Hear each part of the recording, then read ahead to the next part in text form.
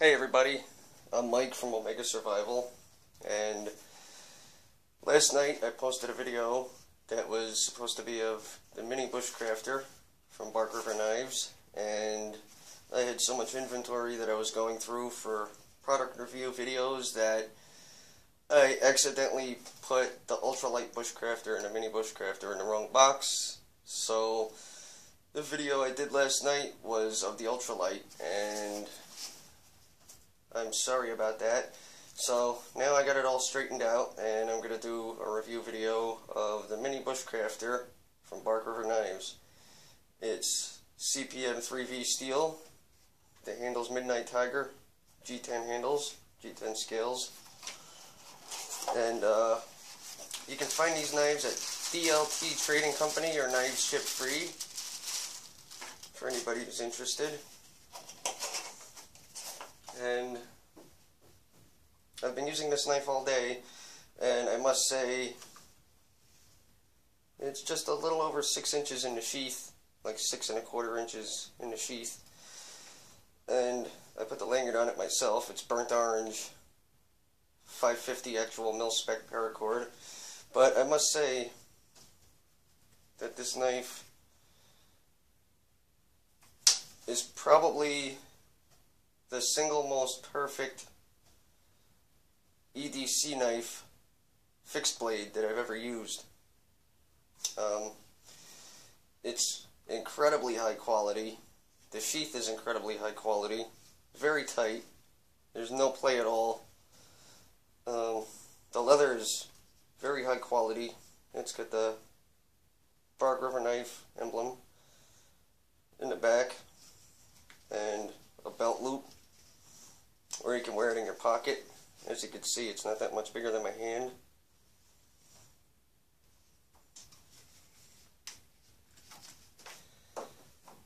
And here's the knife. It measures 6 inches in length. The blade length is 2.7 inches. The steel, as I had already gone over, is CMP 3V steel with a hardness of 60. It weighs 1.63 ounces. And at just under 2 ounces, this really is a perfect EDC knife. And it doesn't matter if you have it on your belt or in your pocket. I've had it on my belt loop all day. I didn't even notice it was there. I've used it quite a few times through the day. And you don't really notice how important it is to have an EDC knife on you until you don't have one anymore. Because for a couple of days, I wasn't using my knives. I've been sharpening a couple of my most used EDC knives, and I really haven't had them on me. And you don't really notice it until you don't have one. But the color of these handles is Midnight Tiger.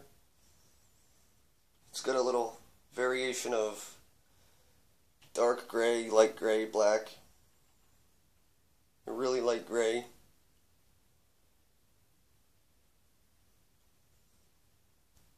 There's a Bark River emblem in the front.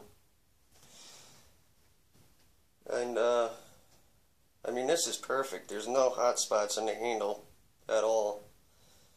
It doesn't have any jimping in it, but you don't really need it for this knife. It's for small tasks, and with the blade as sharp as it is, you don't really need to put a whole lot of pressure on it because it cuts through anything you put in front of it. I've cut some really heavy-duty stuff today too. I had to make a trip out to Lowe's, and I had to buy another pack of truck straps today because the truck straps I had were for a trailer, and they were the 3-inch wide, really heavy duty, 10,000 pound, 15,000 pound rated stuff. And I wanted to get a pack of the 1,500 pound rated stuff, the thin, normal, everyday use truck straps. And this is the knife I had on me to cut it out of the packaging, and it had the really heavy duty zip ties. And I just popped that under and popped it right off.